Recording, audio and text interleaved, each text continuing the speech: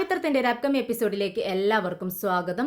ശങ്കരനാരായണനും ഫാമിലിയും വിക്രമും വേദയും എല്ലാവരും കൂടെ കുടുംബക്ഷേത്രത്തിൽ വെച്ച് നടക്കുന്ന ഒരു ഉത്സവത്തിനായി ഒരു വാനിൽ പുറപ്പെടുന്നുണ്ട്. വഴിയിൽ വെച്ച് ആ വാൻ പഞ്ചറാവുകയും അത് വിക്രം ശരിയാക്കി കൊടുക്കുകയും ചെയ്യുന്നുണ്ട്. പിന്നീട് അവർ ഒരു ലോഡ്ജിൽ താമസിക്കേണ്ടി വരുവാണ്. അവിടെ വെച്ച് നമ്മുടെ വിക്രം അപമാനിതനാവുകയാണ്. ഇത് വളരെ വിഷമം തോന്നുന്നുണ്ട് നമ്മുടെ വേദയ്ക്ക്. പിന്നീട് അവിടെ വെച്ച് നമ്മുടെ ശങ്കരനാരായണനെ വധിക്കാനായി കുറച്ച് ഗുണ്ടകൾ വരുന്നുണ്ട്. അവരുടെ കയ്യിൽ നിന്നും വളരെ സാഹസികമായി തന്നെ നമ്മുടെ വിക്രം ശങ്കരനാരായണനെ രക്ഷപ്പെടുത്തിയെടുക്കുന്നുണ്ട്. ഈ വിശേഷത്തെക്കുറിച്ചാണ് ഇന്ന് പറയാൻ പോകുന്നത്. അങ്ങനെ എല്ലാവരും വളരെ ജോളിയായി ഡാൻസും പാട്ടും ഒക്കെയായി ഇങ്ങനെ പോയിക്കൊണ്ടിരിക്കുകയാണ്. ഇടയ്ക്ക് വെച്ച് വണ്ടി പഞ്ചറാവുകയാണ്. ഡ്രൈവർ താഴെ ഇറങ്ങിയിട്ട് ശങ്കരനാരായണൻ്റെ അടുത്ത് പറയുന്നുണ്ട്, സർ വണ്ടി പഞ്ചറായിരിക്കുന്നു, അത് ടയർ മാറ്റാൻ എനിക്ക് അറിയത്തില്ല എന്ന് പറയാണ്. ഇത് കേട്ട് ശങ്കരനാരായണൻ അദ്ദേഹത്തെ വഴക്ക് പറയുന്നുണ്ട്. എന്താടോ താനൊരു ഡ്രൈവറല്ലേ, ഒരു ഡ്രൈവർക്ക് ഒരു ടയർ മാറ്റാൻ കൂടി പറ്റത്തില്ല, അറിയത്തില്ല എന്ന് പറഞ്ഞാൽ വളരെ മോശമാണെന്ന് പറയുന്നുണ്ട്. അങ്ങനെ അവർ ആലോചിച്ച് നിൽക്കുന്ന സമയത്താണ് പെട്ടെന്ന് വിക്രം കയറി പറയുന്നത്, ഞാൻ ടയർ മാറ്റാം, എന്നെ ഒന്ന് ഹെൽപ്പ് ചെയ്താൽ മതി താൻ. എനിക്ക് സാർ ഒന്നും അറിയത്തില്ല എന്ന് ഡ്രൈവർ പറയുന്നുണ്ട്. താൻ അതൊന്നും ശ്രദ്ധിക്കേണ്ടടോ, എനിക്കറിയാൻ മാറ്റാം, ഞാൻ ശരിയാക്കി തരാം, ഒരു ഒരു അരമണിക്കൂർ മതി എന്ന് പറയുന്നുണ്ട്. എന്നാൽ എല്ലാവരും വിശ്വാസം വരാതെ വിക്രമിനെ തന്നെ നോക്കി നിൽക്കുന്നുണ്ട്. വിക്രം വളരെ നിസ്സാരമായി ആ ടയർ മാറ്റുന്നുണ്ട്. ഓക്കെ റെഡി സർ, നമുക്കിനി പോവാം എന്ന് പറയാണ്. ഇത് കേട്ടിട്ട് നമ്മുടെ പത്മം പറയുന്നുണ്ട്, വിക്രം നിനക്ക് അറിയാത്ത ജോലികളില്ലല്ലോ, എല്ലാ ജോലിയും നിനക്കറിയാം, ഇതെങ്ങനെ സാധിച്ചെടുക്കുന്നു എന്ന് പറയാണ്. ഇത് കേട്ടിട്ട് വിക്രം ഒരു പടി മുന്നേ തന്നെ നിൽക്കുക കേട്ടോ. വളരെ അഭിമാനം തോന്നുന്നുണ്ട്, കുറച്ച് അഹങ്കാരവും കൂടെ. ശരിയാണ്, എൻ്റെ അച്ഛനും അമ്മയും എന്നെ അങ്ങനെയാണ് പഠിപ്പിച്ചു വെച്ചിരിക്കുന്നത്. എനിക്ക് അറിയാത്ത ജോലികളില്ല, മിക്കവാറും എല്ലാ ജോലികളും ഞാൻ നിസ്സാരമായി തന്നെ ചെയ്യും എന്ന് പറയാണ്. ദീപ്തിക്കും വളരെ സന്തോഷമാവുകയാണ് വിക്രമിൻ്റെ ഈ മറുപടി കേട്ടിട്ട്. സൂപ്പർ ചേട്ടാ സൂപ്പർ എന്ന് പറഞ്ഞ് അഭിനന്ദിക്കുന്നുണ്ട് നമ്മുടെ ദീപ്തി. അങ്ങനെ എല്ലാവരും വാഹനത്തിലേക്ക് കയറുന്ന സമയത്ത് വേദ പറയുന്നുണ്ട്, വിക്രം മതി മതി നിൻ്റെ പുളുവടി. ഇത് കേട്ടിട്ട് വിക്രം പറയുന്നുണ്ട്, അല്ലാതെ ഞാൻ ഇതിനൊക്കെ എന്താടി മറുപടി പറയുക, ഒരു മെക്കാനിക്കൽ എൻജിനീയറാണ് ഞാനതാണ് പഠിച്ചിരിക്കുന്നത്. പിന്നെ ഞാനൊരു വർക്ക്ഷോപ്പ് സ്വന്തമായി നടത്തിയിരുന്ന ആളല്ലേ. അങ്ങനത്തെ എനിക്ക് ഇതൊക്കെ അറിയാതിരിക്കുമോ? ഇതൊക്കെ നിസ്സാരമാണ് വേദേ, പക്ഷെ ഇവർക്കതൊന്നും അറിയത്തില്ല. എന്ത് ചെയ്യാം, എല്ലാവരും എന്നെ അഭിനന്ദിക്കുന്നു. ആ ശരി നമുക്ക് പോവാം, വേഗം കയറ് വണ്ടിയിൽ എന്ന് പറഞ്ഞ് രണ്ടുപേരും വണ്ടിയിലോട്ട് കയറുന്നുണ്ട്. പിന്നീട് അങ്ങനെ പോയിക്കൊണ്ടിരിക്കുന്ന സമയത്ത് പെട്ടെന്ന് വഴിയിൽ വലിയൊരു ബ്ലോക്ക് കാണുന്നുണ്ട്. അവരുടെ വാഹനം അതിനിടയിൽ പെടുവാണ്. ഫ്രണ്ടിലും വലിയ ബ്ലോക്കാണ്, ബാക്കിലും. അങ്ങനെ കുറച്ച് സമയം കഴിയുന്ന സമയത്ത് വിക്രം കുറച്ച് വണ്ടിയിൽ നിന്നും എന്താണ് ബ്ലോക്ക് എന്നറിയാൻ വേണ്ടി ഇറങ്ങി നടക്കുകയാണ്. അപ്പോഴാണ് അവിടെ ഒരു പാലത്തിന് എന്തോ കംപ്ലൈൻറ്റ് വന്നിരിക്കുകയാണ്, അതുകൊണ്ട് ബ്ലോക്കായിരിക്കുകയാണ്. ഒരു 8 മണിക്കൂറെങ്കിലും ആവും അവിടെ നിന്നും വാഹനങ്ങൾ അനങ്ങി തുടങ്ങാൻ എന്ന് പറയുകയാണ്. ഇത് കേട്ടതും ആകെ വിഷമിച്ചിരിക്കുകയാണ് എല്ലാവരും. വേറൊരു വാഹനം അറേഞ്ച് ചെയ്താലും അവിടെ നിന്നും പോകാൻ പറ്റത്തില്ല എന്നൊരു കണ്ടീഷൻ വരുവാണ്. അപ്പോഴാണ് വിക്രം പറയുന്നത്, ഇവിടെ അടുത്തൊരു ലോഡ്ജുണ്ട്, നമുക്ക് അവിടെ താമസിക്കാം, എന്നിട്ട് വാഹനങ്ങൾ പോയി തുടങ്ങുന്ന സമയത്ത് നമുക്ക് പോവാം എന്ന് പറയുന്നുണ്ട്. അങ്ങനെ മനമില്ല മനസ്സോടുകൂടി നമ്മുടെ ശ്രീ അതിനെ അംഗീകരിക്കുകയാണ്. നമ്മുടെ ശങ്കരനാരായണൻ ചോദിക്കുന്നുണ്ട്, എന്താ ശ്രീ വേണ്ടത്, എന്താ ചെയ്യേണ്ടതെന്ന് ചോദിക്കുകയാണ്. അല്ല അച്ഛാ, വേറെ വഴിയൊന്നുമില്ല, ഇവൻ പറയുന്നത് പോലെ തന്നെ ചെയ്യാം നമുക്ക് എന്ന് പറഞ്ഞ് എല്ലാവരും വണ്ടിയിൽ നിന്നും ഇറങ്ങി നടക്കുന്നുണ്ട്. അങ്ങനെ ലോഡ്ജിൽ എത്തുവാണ്. അവിടെ അന്വേഷിക്കുന്ന സമയത്ത് 3 റൂമുണ്ട്, അങ്ങനെ കുറച്ച് ബെഡുകൾ അധികം വേണമെങ്കിൽ അറേഞ്ച് ചെയ്തു തരാം എന്ന് പറയുന്ന സമയത്ത് എല്ലാവരും അതിനോട് അനുകൂലിക്കുന്നുണ്ട്. നമ്മുടെ ശങ്കരനാരായണൻക്ക് ഹൈജീനിക് വളരെ നിർബന്ധമാണ്. അതുകൊണ്ട് അത്രയും വൃത്തിയും വെടുപ്പും നീറ്റ്നെസ്സും ഒന്നും ഇല്ലാത്ത ഒരു പഴയ ലോഡ്ജാണ്. ശങ്കരനാരായണൻ നിവൃത്തിയോട് കൊണ്ട് അങ്ങനെ സമ്മതിച്ചു എന്ന് മാത്രമേ ഉള്ളൂ. അങ്ങനെ എല്ലാവരും റൂമിലേക്ക് പോകുന്നുണ്ട്. ആണുങ്ങളെല്ലാം ഒരു റൂമിലും പെണ്ണുങ്ങളെല്ലാം സ്ത്രീകളെല്ലാം ഒരു റൂമിൽ എന്ന് തീരുമാനിക്കുകയാണ്. അങ്ങനെ വിക്രമും ശ്രീയും നമ്മുടെ ശങ്കരനാരായണനും എല്ലാവരും ഒരു റൂമിലാവുന്നുണ്ട്. അങ്ങനെ വിക്രം പുറത്തു പോയി കഴിക്കാനുള്ള ഫ്രൂട്ട്സും നമ്മുടെ പഴംപൊരി, ബജി അങ്ങനെയുള്ള പലഹാരങ്ങളൊക്കെ മേടിച്ചുകൊണ്ട് വരുവാണ്. അങ്ങനെ ശ്രീയുടെ അടുത്ത് കൊടുത്തിട്ട് പറയുന്നുണ്ട്, ശങ്കരനാരായണനും എല്ലാവർക്കും സാറിനും എല്ലാവർക്കും കൊടുക്കാൻ വേണ്ടി പറയുകയാണ്. വേദിയുടെ കയ്യിലും കുറച്ച് പലഹാരം എടുത്ത് സ്ത്രീകൾക്കെല്ലാം കൊടുക്കും പറയുന്നുണ്ട്. അങ്ങനെ വിക്രം കുറച്ച് പലഹാരം എടുത്ത് പുറത്തേക്ക് ഇറങ്ങുവാണ്. ഇത് ഞാൻ ഡ്രൈവർക്ക് കൊടുത്തിട്ട് വരാം എന്ന് പറഞ്ഞുകൊണ്ടാണ് പുറത്തേക്ക് ഇറങ്ങുന്നത്. റൂമിന് പുറത്തിറങ്ങിയതും ഓപ്പോസിറ്റ് സൈഡിലുള്ള റൂമിൻ്റെ പുറത്ത് ഡോറിനടുത്ത് നിന്ന് ഒരു പെൺകുട്ടി കരയുന്നത് കാണാം. വിക്രം ആ കുട്ടിയുടെ അടുത്തേക്ക് ചെല്ലുകയാണ്. എന്താ മോളെ കരയുന്നതെന്ന് ചോദിക്കുന്നുണ്ട്. അത് എൻ്റെ അച്ഛനും അമ്മയും റൂമിൽ വഴക്കടിക്കുകയാണെന്ന് പറയുന്നുണ്ട്. ഉടനെ വിക്രം പറയുന്നുണ്ട്, അതിനെന്താ മോളെ, അച്ഛനും അമ്മയും സൗന്ദര്യ പിണക്കത്തിലായിരിക്കും, വഴക്കടിച്ചാലും പിന്നീട് അവർ ഒന്നിച്ചോളും, മോള് കരയണ്ട കേട്ടോ, അതൊക്കെ ഇപ്പം മാറും എന്ന് പറയുന്നുണ്ട്. പെട്ടെന്ന് ആ മോള് പറയുന്നുണ്ട്, എനിക്ക് വിശന്നിട്ട് വെയ്യെന്ന് പറയുന്നു. വിക്രം ഇത് കേട്ടിട്ട് സങ്കടം വിക്രമിന് ഒരുപാട് വിഷമാവുന്നുണ്ട്. അപ്പോൾ മോള് ഭക്ഷണം കഴിച്ചില്ലെന്ന് ചോദിക്കുമ്പോൾ ഇല്ല ഞാൻ ഒന്നും കഴിച്ചിട്ടില്ല. അപ്പോൾ അച്ഛനും ഒന്നും തന്നില്ലെന്ന് ചോദിക്കുമ്പോൾ ഇല്ലെന്ന് പറയുന്നുണ്ട്. ഉടനെ തന്നെ വിക്രം തൻ്റെ കയ്യിലുള്ള പലഹാരം എടുത്ത് ആ കുട്ടിക്ക് കൊടുക്കുന്നുണ്ട്. പെട്ടെന്നാണ് റൂമിൽ നിന്നും ആ കുട്ടിയുടെ അമ്മയാണെന്ന് തോന്നുന്നു ഒരു സ്ത്രീ ഇറങ്ങി വരുന്നുണ്ട്. എന്നിട്ട് ചോദിക്കുന്നുണ്ട്, എടി എന്താണ് നീ ചെയ്യുന്നത്, അറിയാത്ത ആളുകളുടെ കയ്യിൽ നിന്നും ഒന്നും വാങ്ങിക്കരുത്, നിന്നോട് ഞാൻ പറഞ്ഞിട്ടില്ലേ എന്ന് ചോദിച്ച് ആ കുട്ടിയെ തലങ്ങും വിലങ്ങും അടിക്കുകയാണ്. ഇത് കണ്ടിട്ട് വിക്രം പറയുന്നുണ്ട്, എന്തിനാ നിങ്ങളിങ്ങനെ അടിക്കുന്നത്, താൻ എന്താണോ ഈ ചെയ്തിരിക്കുന്നത്, എൻ്റെ കുട്ടി പിച്ചക്കാരിയാണെന്ന് വിചാരിച്ചോ, എൻ്റെ കുഞ്ഞിന് വിശക്കുന്നുണ്ടെങ്കിൽ പലഹാരം മേടിച്ചു കൊടുക്കാൻ എനിക്കറിയാം, താൻ എന്തിനാ ഇങ്ങനെ ചെയ്യാൻ പോയത് എന്ന് പറഞ്ഞ് ആ കുട്ടിയെ വീണ്ടും അടിക്കുകയാണ്. ഇത് കണ്ടിട്ട് ശങ്കരനാരായണനും ശ്രീയും പത്മയും എല്ലാവരും റൂമിൽ നിന്നും ഇറങ്ങി വരുന്നുണ്ട്. എന്താണെന്ന് ചോദിക്കുന്നുണ്ട്. വിക്രം പറയുന്നുണ്ട്, ഈ കുഞ്ഞിന് വിശക്കുന്നെന്ന് പറഞ്ഞപ്പോൾ അതിന് പലഹാരം കൊടുത്തു, അതിനാണ് ഇവരിങ്ങനെ ഇട്ട് കുഞ്ഞിനെ അടിക്കുന്നതെന്ന് പറയുകയാണ്. അപ്പോഴേക്കും ആ കുഞ്ഞിൻ്റെ അച്ഛനെന്ന് തോന്നിക്കുന്ന ഒരാൾ റൂമിൽ നിന്നും ഇറങ്ങുന്നുണ്ട്. അങ്ങനെ അദ്ദേഹത്തോടും ഈ സ്ത്രീ നമ്മുടെ കുഞ്ഞിനെ പിച്ചക്കാരിയായി കണ്ട് പലഹാരം കൊടുത്തു എന്ന് പറയുകയാണ്. അദ്ദേഹവും വിക്രമിനെ വഴക്ക് പറയുന്നുണ്ട്. മേലാൽ ആരുടെ കയ്യിൽ നിന്നും പലഹാരം മേടിച്ചു പോകരുത് എന്ന് പറഞ്ഞുകൊണ്ട് വിക്രമിനെ കുറച്ച് വഴക്കും പറഞ്ഞുകൊണ്ട് ആ കുഞ്ഞിനെ റൂമിലേക്ക് പിടിച്ചുകൊണ്ട് പോവുകയാണ്. പെട്ടെന്ന് ശങ്കരനാരായണന് ദേഷ്യം വരുവാണ്. ശങ്കരനാരായണൻ ചോദിക്കുന്നുണ്ട്, അതെ എന്തിനാ നിങ്ങളിങ്ങനെ എല്ലാവരെയും നാണം കെടുത്തുന്നതെന്ന് ചോദിക്കുന്നു. ശ്രീക്കും ദേഷ്യം വരികയാണ്. ശ്രീ പറയുന്നുണ്ട്, വേദേ നിന്റെ ഭർത്താവിന് ഇത് എന്തിൻ്റെ കേടാ, എന്തിനാ ഇങ്ങനെയൊക്കെ ചെയ്യുന്നത്, നമ്മുടെ കുടുംബത്തെ എവിടെ പോയാലും മാനം കെടുത്താൻ മാത്രമേ ഈ വിക്രമിന് കഴിയത്തുള്ളൂ എന്ന് ചോദിച്ചുകൊണ്ട് ദേഷ്യത്തോടെ റൂമിലേക്ക് കയറി പോകുന്നുണ്ട്.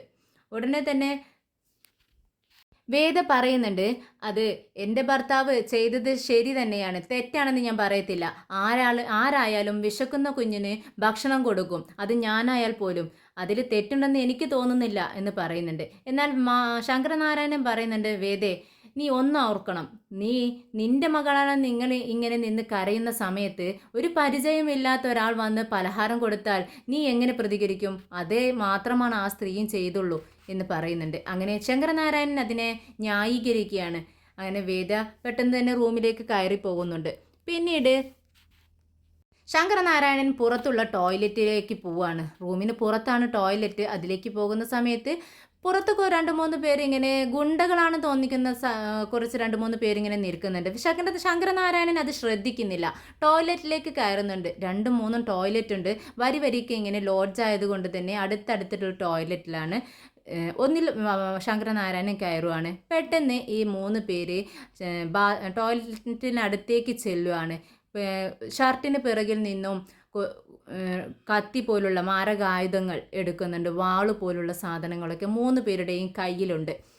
പെട്ടെന്നാണ് വിക്രം തൊട്ടപ്പുറത്തുള്ള ടോയ്ലറ്റിൽ നിന്നും ഇറങ്ങി വരുന്നത് കാണുന്നത്. അവിടെ വിക്രമിനെ അറിയാമായിരുന്നു ഇവർ അപകടകാരികളായിരുന്നു എന്ന്. അതുകൊണ്ടാണ് വിക്രം ശങ്കരനാരായണൻ വരുന്നത് കണ്ടതും അപ്പുറത്തുള്ള ടോയ്ലറ്റിൽ ഒളിച്ചിരുന്നത്. ഇവരുടെ കയ്യിൽ നിന്നും ശങ്കരനാരായണനെ രക്ഷിക്കാൻ വേണ്ടി തന്നെ. വിക്രമിന് എന്തൊക്കെ സംശയങ്ങൾ ഉണ്ടായിരുന്നു. അതുകൊണ്ട് തന്നെ ആരും അറിയാതെ ഇവരെ അടിച്ചൊതുക്കുകയാണ്. എന്നിട്ട് ഒരു ടോയ്ലറ്റിൽ അടച്ചിടുന്നുണ്ട്. ശങ്കരനാരായണൻ ഇതൊന്നും അറിയാതിരിക്കാൻ വേണ്ടി പുറത്തുനിന്നും ഡോർ ലോക്ക് ചെയ്തിട്ടുണ്ടായിരുന്നു വിക്രം. പെട്ടെന്ന് ഡോറിൽ തട്ടി ബഹളം വെക്കുകയാണ് ശങ്കരനാരായണൻ. ആരാണ് ഈ ഡോറ് പൂട്ടിയിരിക്കുന്നത്, ഇത് തുറക്കൂ എന്ന് പറഞ്ഞുകൊണ്ട് ഡോറിൽ തട്ടുന്നുണ്ട്. പെട്ടെന്ന് കുറ്റി തുറന്നു കൊടുക്കുകയാണ്. പുറത്തു നിന്നുള്ള ലോക്ക് തുറന്നു കൊടുക്കുന്നുണ്ട് വിക്രം. ശങ്കരനാരായണൻ ദേഷ്യത്തോട് വിക്രമിനോട് പറയുന്നുണ്ട്, എന്താടാ നീ ചെയ്യുന്നത്, എന്നെ ടോയ്ലറ്റിൽ പൂട്ടിയിടുന്നോ, ഞാൻ എത്ര നേരമായി തട്ടി വിളിക്കുന്നു, എന്തിനാടാ നീ ഇങ്ങനെ ചെയ്തതെന്ന് ചോദിക്കുന്നുണ്ട്. ഇത് കേട്ട് വിക്രമും എല്ലാവരും ശ്രീയും വേദിയും ശ്രീയും നമ്മുടെ പത്മവും എല്ലാവരും വരുന്നുണ്ട്. എന്താ പ്രശ്നമെന്ന് ചോദിക്കുകയാണ്. അപ്പോൾ ശങ്കരനാരായണൻ പറയുന്നുണ്ട്, ഇവൻ എന്നെ ടോയ്ലറ്റിൽ പൂട്ടിയിട്ടു, എന്തിനാ ഇവൻ ഇങ്ങനെയൊക്കെ ചെയ്യുന്നത്, എന്നെ മാനം കെടുത്താൻ വേണ്ടിയിട്ടല്ലേ എൻ്റെ പിറകെ ഇങ്ങനെ നടക്കുന്നതെന്ന് പറയുന്നുണ്ട്. ഉടനെ വിക്രം പറയുന്നുണ്ട്, ഏയ് ഞാൻ ഒന്നും ചെയ്തില്ല. ടോയ്ലറ്റിൽ നിന്നും സൗണ്ട് കേട്ട് ഞാൻ വന്ന് നോക്കുന്ന സമയത്ത് സാറിൻ്റെ ഡോറ് പുറത്തുനിന്ന് ആരോ അടച്ചിട്ടുണ്ടായിരുന്നു. ഞാനത് തുറന്നു കൊടുക്കുക മാത്രമാണ് ചെയ്തത്. ഇത് കേട്ട് ശ്രീ പറയുന്നുണ്ട്, നീ പറയുന്നത് സത്യമാണെന്ന് എനിക്ക് തോന്നുന്നില്ല. കുറച്ച് നേരമായല്ലോ നീ റൂമിൽ നിന്നും ഇറങ്ങി വന്നിട്ട്. ഉടനെ വിക്രം പറയുന്നുണ്ട്, ഞാൻ വേദിയോട് പറഞ്ഞിട്ടാണ് വന്നത്. ടോയ്ലറ്റിലേക്കാണ്, വാഷ്റൂമിലേക്കാണ് ഞാൻ പോയിട്ട് വരാമെന്ന് ഞാൻ വേദിയോട് പറഞ്ഞിട്ടാണ് വന്നത്. ഇങ്ങനെയൊക്കെ പറയുന്നുണ്ട് വിക്രം. പക്ഷെ അത് അവരാരും വിശ്വസിക്കുന്നില്ല. ശങ്കരനാരായണൻ പറയുന്നുണ്ട്, വാ എല്ലാവർക്കും റൂമിലേക്ക് പോവാം, ഇവിടെ നിന്ന് സംസാരിക്കണ്ട എന്ന് പറഞ്ഞ് റൂമിലേക്ക് ചെല്ലുന്നുണ്ട് എല്ലാവരും. ശങ്കരനാരായണനെ ആക്രമിച്ച ഗുണ്ടകൾ നേരെ ചെല്ലുന്നത് പരമുവിൻ്റെ അടുത്തേക്കാണ്. പരമുവാണ് നമ്മുടെ ശങ്കരനാരായണനെ കൊല്ലാനായി ആളുകളെ വിട്ടിരിക്കുന്നത്. അവർ ഗുണ്ടകൾ പരമുവിനോട് പറയുന്നുണ്ട്, ഞങ്ങൾ പ്രതീക്ഷിച്ച പോലെയല്ല സാർ, അവിടെ നമ്മുടെ വിക്രം ഉണ്ടായിരുന്നു. വിക്രമിനോട് എതിർത്ത് നിൽക്കാൻ ഇവർക്ക് ആർക്കും പറ്റിയില്ല. അവനോട് എതിർത്താൽ അവൻ നമ്മളെ പിടിച്ച് പോലീസിൽ ഏൽപ്പിക്കും. അതുകൊണ്ട് ഞങ്ങൾ എതിർക്കാതെ പെട്ടെന്ന് ഇങ്ങ് പോന്നു എന്ന് പറയാണ്. അങ്ങനെ പരമുവിൻ്റെ കയ്യിൽ നിന്ന് കണക്കിന് കിട്ടുന്നുണ്ട്. എന്നിട്ട് പറയുന്നുണ്ട്, എടാ കൈ നീട്ടി കാശ് വാങ്ങുന്നില്ലേ, പറഞ്ഞ ജോലി മര്യാദയ്ക്ക് ചെയ്യണം. എന്നെ ഈ ജോലി ഏൽപ്പിച്ചവർ എനിക്കും കാശ് തന്നിട്ടുണ്ട്. അതുകൊണ്ട് ഈ ദൗത്യം നമ്മൾ ഏറ്റെടുത്തേ പറ്റൂ. ഏറ്റെടുത്ത് കഴിഞ്ഞു അത് ചെയ്ത് തീർത്തേ പറ്റൂ. ശങ്കരനാരായണനെ എത്രയും പെട്ടെന്ന് ഇല്ലാതാക്കണമെന്ന് പറയുന്നുണ്ട്. അപ്പോഴേക്കും അങ്ങോട്ടേക്ക് നമ്മുടെ രാധ കയറി വരുന്നുണ്ട്. രാധയെ കണ്ടതും പരമു വളരെ സ്നേഹത്തോടെ നോക്കി ചിരിക്കുകയാണ്. വേദയ്ക്ക് തിരിച്ചും പരമിന് ഭയങ്കര ഇഷ്ടമാണ്. പതുക്കെ പതുക്കെ പരമുവിനെ രാധ ഇങ്ങനെ സ്നേഹിച്ച് തുടങ്ങുകയാണ്. രാധ ചോദിക്കുന്നുണ്ട്, നിന്റെ കൈ കാണിക്കുകയും നിന്റെ കയ്യിലെ മുറിവ് നോക്കാൻ ഉണങ്ങിയോന്നൊക്കെ അറിയാൻ വേണ്ടിയാണ് ഞാൻ വന്നതെന്ന് പറയുന്നുണ്ട്. ഏയ് അതൊക്കെ ഉണങ്ങി, കുഴപ്പമൊന്നുമില്ല എന്ന് പറയാണ് പരമു. നീ പറഞ്ഞാൽ എനിക്ക് വിശ്വാസമില്ല, ഒന്ന് കാണിച്ചേ എന്ന് പറഞ്ഞ് രാധ ഇങ്ങനെ കുനിയുമ്പോഴേക്കും രണ്ടുപേരുടെയും നെറ്റികൾ തമ്മിൽ കൂട്ടിമുട്ടുകയാണ്. അയ്യോ സോറി കേട്ടോ, ഞാൻ അറിയാതെ സംഭവിച്ചതാണെന്ന് പരമു പറയുന്നുണ്ട്. നിന്റെ നെറ്റി മാത്രമല്ലല്ലോ മുട്ടിയത്, എൻ്റെ നെറ്റി കൂടിയല്ല, പിന്നെ നീ എന്തിനാണ് സോറി പറയുന്നതെന്ന് രാധ ചോദിക്കുകയാണ്. പിന്നീട് രാധ പറയുന്നുണ്ട്, ദേ പണ്ടുള്ളവർ പറയും നെറ്റി ഒരു വട്ടം മുട്ടിയാൽ പിന്നീട് ഒരു തവണ കൂടി നെറ്റി മുട്ടിക്കണമെന്ന്. ഇങ്ങോട്ട് വാ എന്ന് പറഞ്ഞുകൊണ്ട് മനഃപൂർവ്വം തന്നെ രാധ രണ്ടുപേരുടെയും പരമുവിൻ്റെയും നെറ്റി പിടിച്ച് ഒന്നുകൂടി മുട്ടിക്കുന്നുണ്ട്. പിന്നീട് രാധ പറയുന്നുണ്ട്, നീ കൈ കാണിക്ക് നോക്കട്ടെ എന്ന് പറയുന്ന സമയത്ത് കൈ നീട്ടി കാണിച്ചു കൊടുക്കുവാണ് പരമു. കണ്ടോ, മുറിവ് ഉണങ്ങിയിട്ടില്ല, ഇതാ ഞാൻ പറഞ്ഞത്, ഞാൻ മരുന്ന് എടുത്തുകൊണ്ട് വരാം, മുറിവ് മാറുന്നത് വരെ മരുന്ന് വെച്ച് കെട്ടണമെന്ന് പറഞ്ഞ് തൻ്റെ വണ്ടിയിലുള്ള ഫസ്റ്റ് എയ്ഡ് ബോക്സ് എടുത്തുകൊണ്ട് വരുവാണ് രാധ. പിന്നീട് ഡെറ്റോൾ വെച്ച് പഞ്ഞി വെച്ച് എല്ലാം ക്ലീൻ ചെയ്ത് മരുന്ന് വെച്ച് കെട്ടിക്കൊടുക്കുകയാണ്. ഇതേ സമയം രാധയും മരമും പരസ്പരം വളരെ സ്നേഹത്തോടെ ഇങ്ങനെ നോക്കി നിൽക്കുവാണ്. അങ്ങനെ മുറിവെല്ലാം ഡ്രസ്സ് ചെയ്ത് കൊടുക്കുമ്പോൾ രാധ ചോദിക്കുന്നുണ്ട്, നിനക്ക് വേദനിക്കുന്നുണ്ടോ എന്ന് ചോദിക്കുന്ന സമയത്ത് പ്രതികരണമൊന്നും കേൾക്കാതെ നമ്മുടെ പരമുവിൻ്റെ മുഖത്തേക്ക് നോക്കുവാണ് രാധ. അപ്പോൾ പരമു നമ്മുടെ രാധയെ തന്നെ നോക്കി നിൽക്കുവാണ്. അവൾ പറയുന്നതൊന്നും പരമു കേൾക്കുന്നില്ല. എന്താ നീ ഇങ്ങനെ നോക്കി നിൽക്കുന്നത്? അല്ല ഒന്നുമില്ല എന്ന് പറയുന്നുണ്ട് പരമു.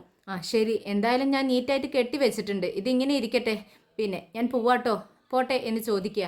നിനക്ക് പോണോ, ഇപ്പോൾ തന്നെ പോണോന്ന് പരമു തിരിച്ച് ചോദിക്കുന്നുണ്ട്. ഇത് കേട്ട് രാധ പറയുന്നുണ്ട്, പിന്നെ എനിക്ക് പോണ്ടേ, ഓട്ടോ ഓടിച്ച് കിട്ടുന്ന കാശ് കൊണ്ട് വേണം ഞങ്ങൾക്ക് ജീവിക്കാൻ, അതാ എൻ്റെ വരുമാന മാർഗം. ഓ ശരി, എങ്കിലും നീ പോ എന്ന് പറയുകയാണ്. അങ്ങനെ രാധ തിരിഞ്ഞ് നടക്കുന്നുണ്ട്. പെട്ടെന്ന് രാധയുടെ ഷാൾ ഇങ്ങനെ പിടിച്ചു വലിക്കുന്നത് പോലെ തോന്നുവാണ്. ശരിക്കും ഷാള് ബാക്കിലുള്ള ഒരു ഹാണിയിൽ കൊളുത്തി വെച്ചിരിക്കുകയായിരുന്നു. പക്ഷെ രാധ വിചാരിക്കുന്നത് പരമു പിടിച്ചു വലിക്കുകയാണെന്നാണ്. രാധ പറയുന്നുണ്ട്, എൻ്റെ ഷാള് വിട് പരമു എന്ന് പറയുന്നുണ്ട്. ഞാനൊന്നും പിടിച്ചില്ല. ഇത് കേട്ടിട്ട് രാധ തിരിഞ്ഞു നോക്കുവാണ്. അപ്പോഴാണ് രാധയ്ക്ക് പറ്റിയ അമളി മനസ്സിലാവുന്നത്. പെട്ടെന്ന് പരമു ആ ഷാൾ എടുത്ത് മാറ്റി കൊടുക്കുന്നുണ്ട്. എന്നിട്ട് പറയുന്നുണ്ട്, ഞാൻ അത്രയ്ക്ക് കൊള്ളരുതാത്തവനല്ല കേട്ടോ, അതെനിക്കറിയാമെന്ന് രാധയും പറയാണ്. അങ്ങനെ രണ്ടുപേരും അവിടെ നിന്നും പോകുന്നുണ്ട്. ശങ്കരനാരായണൻ റൂമിൽ ലാപ്ടോപ്പിൽ എന്തൊക്കെയോ വർക്ക് ചെയ്തുകൊണ്ടിരിക്കുന്നുണ്ട്. ശ്രീയാണെങ്കിൽ ഫോൺ ചെയ്തുകൊണ്ടിരിക്കുകയാണ്. വിക്രം ഇങ്ങനെ തല ചീവിക്കൊണ്ടിരിക്കുന്നു. പെട്ടെന്നാണ് കോളിംഗ് ബെല്ല് അടിക്കുന്നത്. വിക്രം പറയുന്നത്, അത് എൻ്റെ ഭാര്യയാണ്, ഞാൻ വന്ന് ഡോറ് തുറന്നു കൊടുക്കാം എന്ന് പറഞ്ഞുകൊണ്ട് ചിരിച്ചുകൊണ്ട് ഡോറിനടുത്തേക്ക് നടക്കുവാണ്. ഡോറ് തുറന്നതും വേദയെ കാണുന്നുണ്ട്. വിക്രം പുറത്തേക്ക് ഇറങ്ങി വേദയെ പിടിച്ച് തന്നിലേക്ക് അടുപ്പിച്ച് സൈഡിലേക്ക് നിർത്തുക കേട്ടോ. എന്താ വിക്രം ഇത്, നീ എന്താ ഇങ്ങനെയൊക്കെ ചെയ്യുന്നത്? ഇതേ പുറത്താണ്, എല്ലാവരും കാണും കേട്ടോ, ഇത് റൂമൊന്നുമല്ല എന്ന് പറയാണ്. എന്താടി നീ പറയുന്നത്?